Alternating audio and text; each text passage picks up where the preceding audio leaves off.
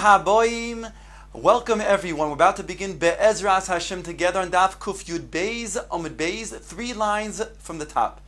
The Gemara previously brought Rabbi Akiva, who instructed his son, Rabbi Yoshua ben Koracha, several different teachings. Now the Gemara brings different Amoroim and Tanoim that also instruct their own children. Says the Gemara, Arbo Dvorim Tzivo Rabbeinu HaKodesh Esbonov. There are 4 things that Rabbi Yehuda HaNosi instructed his children as follows: Al tidor b'shachen natziv mishum deleitzoni havu. Do not dwell in this area called bishchanziv because they are leitzonim. Umashchu loch beleitzenusa. You'll be influenced by their behavior of leitzonus. V'al teshiv al mitas aramis. He says his children, do not sit on a Aramaic bed. Why not? One cannot sit in a mita aramois. The Gemara explains different reasonings. Ika da'amri, the others say deloy tigni below kriyashma, because they lie down and go to sleep without saying kriyashma ala mita. V'ika da'amri, others explain it to mean deloy ninsav giyarta. You shall not marry a giyaris. V'ika da'amri, there's a third explanation. Aramis mamish, it means in our Aramic bed. Why? Mishum ma'asid Rav Papa. The Gemara tells about, the Rashbam explains that Rav Papa was owed money by a certain Aramis, and he would go to her house to collect his money. One day, she told him to sit down on the bed. Meanwhile, before he came in, she had already strangled her child, put the child on the bed. Then, when he came and told him to sit on the bed, she came back, and then she said to him, I'm here to pay you, but I see that you killed my child. Rav Papa was forced to flee from the city. So therefore, although Rav Papa certainly came up much later than Rabbi Yehuda HaNosi, but Rabbi Yehuda HaNosi was saying he already understood the dangers of an Aramis bed, and therefore this is something that took place indeed in the future to Rav Papa. Val tavriach atzmecha min hameches dil mashcheu loch v'shaklu mashkechu loch v'shaklu minoch kol de'is loch. Be careful from fleeing from the meches, the tax collectors, because they might find you and then they will take all of your wealth, everything that you have.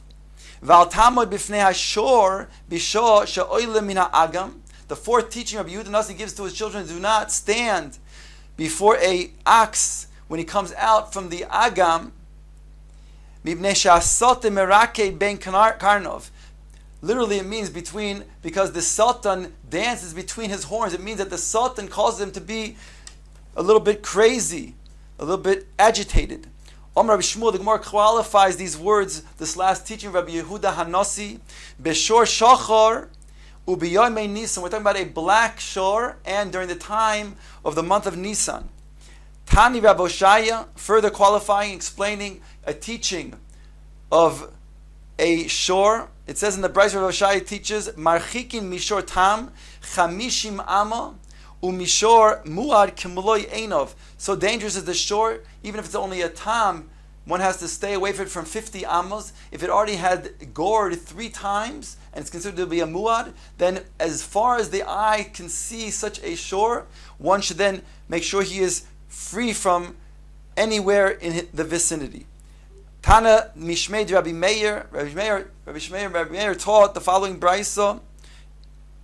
It was taught in the name of Rabbi Meir. The following brayso was this brayso: Reish Tura bedikulo sak liigro v'shadi darga mituteich. It says over here that if a person even sees the head of a shore inside of its feeding basket, then he should go up to the roof, and literally it says that he should then do away with the staircase. Although there's no such thing as a shore, a bull going up a staircase, but nonetheless he means to say that you should be very careful from the dangers of the shore. Omar Rav says, what happens when it encounters such things that are dangerous? It depends on what it is. If it's going to be a shore, he says, Niza detura, one should shriek, Hain, Hain. And that would be a form of of lachash, to get rid of the shore.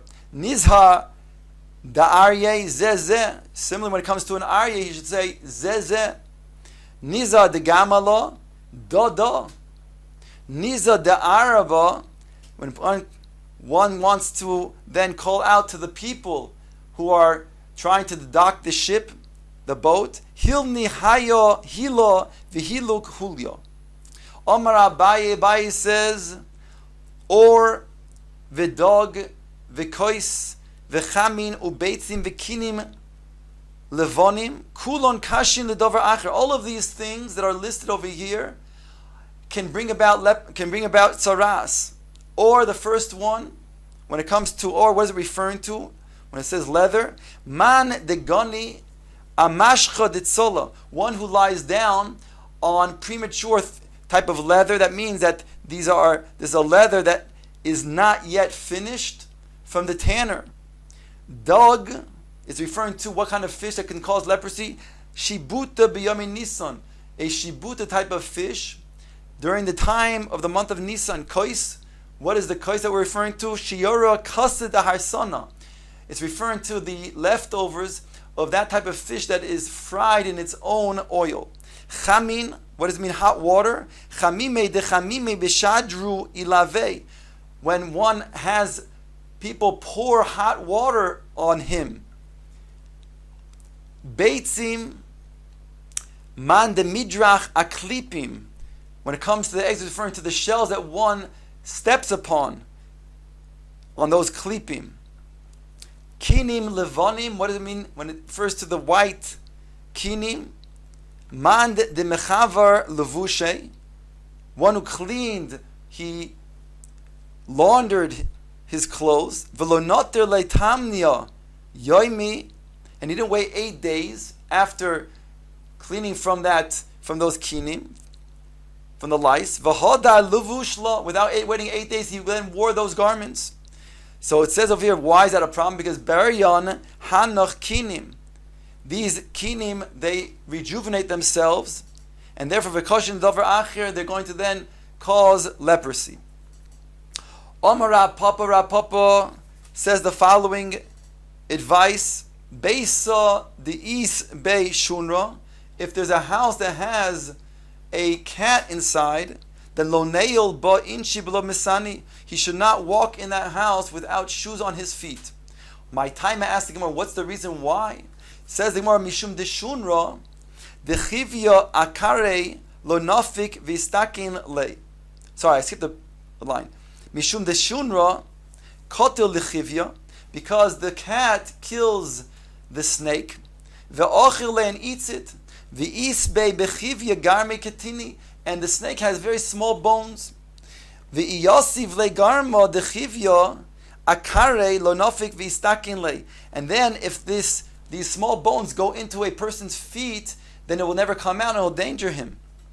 Ikadamir, the others that say another type of eitzah that Rav Papa was coming to say. Beisa the less bay shuna, house that does not have a cat. Lo neil bay inish behachro. A person should not close the door in its darkness. Why? To leave it dark, because my taima dilma michrich bei chivya v'lo yodeb mistakein. Perhaps there'll be a snake there in that dark room, and at the time when they had their own homes, they had homes that had dirt, and that was very apparent, very common that snakes would appear, and then the snake could then wrap around him and endanger him. The Gemara brings Gimel Dvarim Tziva Rabbi Yishmael, Rabbi Yossi as Rebbe. He taught the following 3 teachings to his son. The Gemara brings a simin mem kuf shin makash. The first one is referring to a mum. Al tas mum ba'atzmecha. Do not cause yourself to have a mum. What's that referring to? Ask the Gemara, Mikey. Lo tahave loch dina bahadi tlasa. Don't have a din against 3 people. Dechad have a baal dinach v'trei sahadi. Though then the 3 of them will come to a hatred towards you, and then they'll make the following kinunya with each other. They'll make a conspiracy whereby one will then be a baal din, the other 2 will then be edim to be made against you.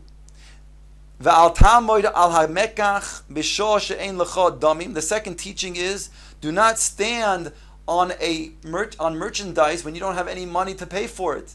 Meaning to say, you're going to then prevent other people from buying it, and you cause harm to the seller.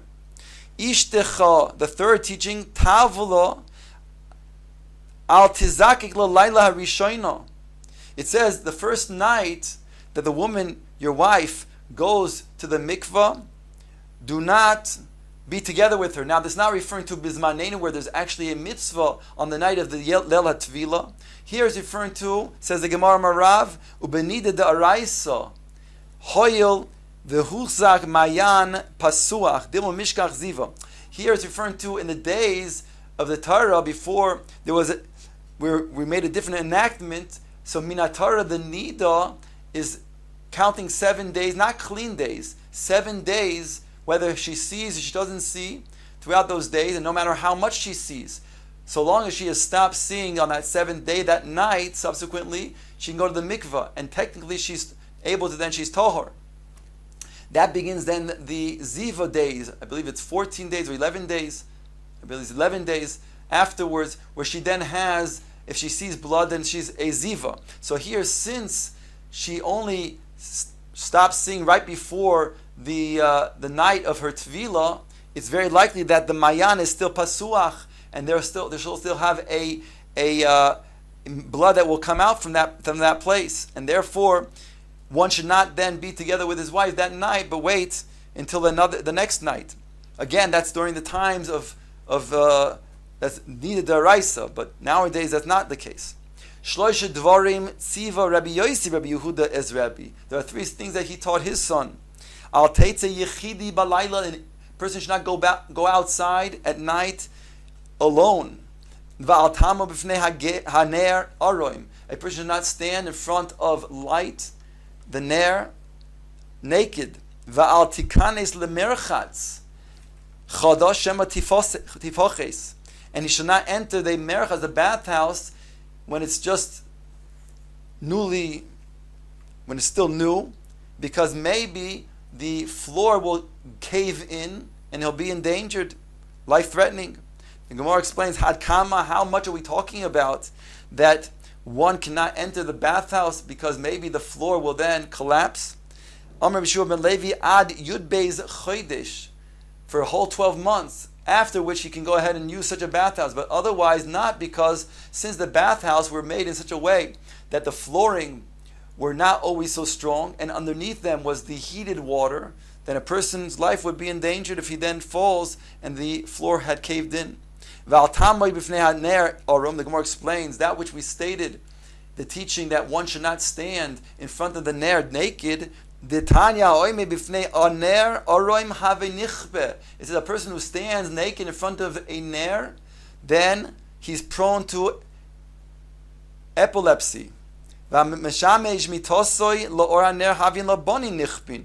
who has marital relations in the light causes his children to have epilepsy.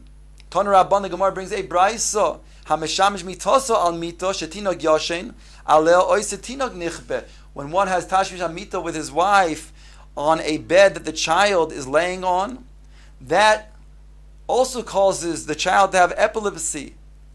The Gemara qualifies that's provided that he's not a year old. Aval have barshata less lanbo, then there's not a problem.